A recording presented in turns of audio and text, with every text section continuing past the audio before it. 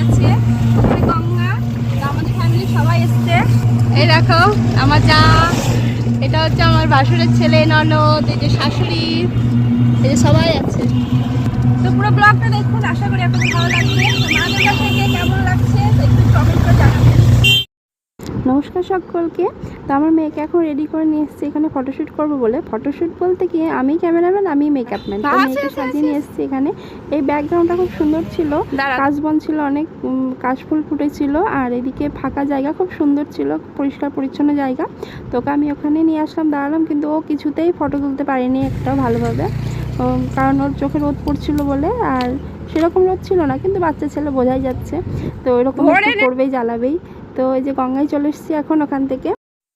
তো তাড়াহুড়োর জন্য মেয়েকে খাইয়ে নিয়ে আসতে পারিনি, তো এটা গরম ছিল বলে আমি বাটিতে করে নিয়ে এসেছি। তো এখন খাইয়ে দিচ্ছি, তারপরে আর কি ছবি তুলবো। তো ছবি তুলবো আর কি, ও আগেই জল দেখে ব্যাস জলে এখন স্নান করতে নামবে। তো দু একটা ফটো তুলেছি খুব কষ্ট করে, কারণ বাচ্চা ছেলেবেলাকে যে বলা যে পোজ দিয়ে এইভাবে ওইভাবে, আর আশেপাশের লোকজন হাসছে আর ওই ছবি তুলতে চাচ্ছিল না কিছুতেই। তো দু একটা ছবি আমি একটু চেষ্টা করে তুলতে পেরেছি, এই যে এরকম। তো কেমন হয়েছে আমার মেয়েকে মা দুর্গা সাজানো, আর কেমন লাগছে দেখতে কমেন্ট করে অবশ্যই জানাবেন। সেইভাবে সাজাতে পারিনি, মানে কপালের যে আরেকটা চোখ হবে সেটা আঁকতেও টাইম পাইনি। তারপর কোনো কিছুই আমি অনেক ফেব্রিক দিয়ে কাজ করবো ভেবেছিলাম, সেগুলোও কিছু করতে পারিনি, কারণ পরিকল্পনা আগে থেকে ছিল না যে গঙ্গায় আসবো।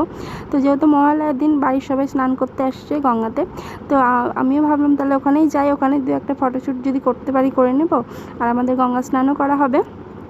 তো এইভাবে দু একটা করে ছবিগুলো তুলেছি। তো আরও ভিডিও আসছে পরবর্তীতে, তো যদি দেখতে চান তাহলে চ্যানেলটিকে সাবস্ক্রাইব করে দেন, যাতে আমার ভিডিওগুলো আপনারা দেখতে পাবেন। আর অবশ্যই সাপোর্ট করবেন, যাতে আমি আরও পরবর্তীতে আরও ভালো ভালো ভিডিও আপনাদেরকে দিতে পারি।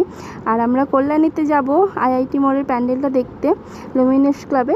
তো যদি ওই প্যান্ডেলটা দেখতে চান তো চ্যানেলটিকে সাবস্ক্রাইব করে দেবেন, আর কমেন্ট করে অবশ্যই জানাবেন আমার মেয়েকে কেমন লাগছে দেখতে। ধন্যবাদ সকলকে।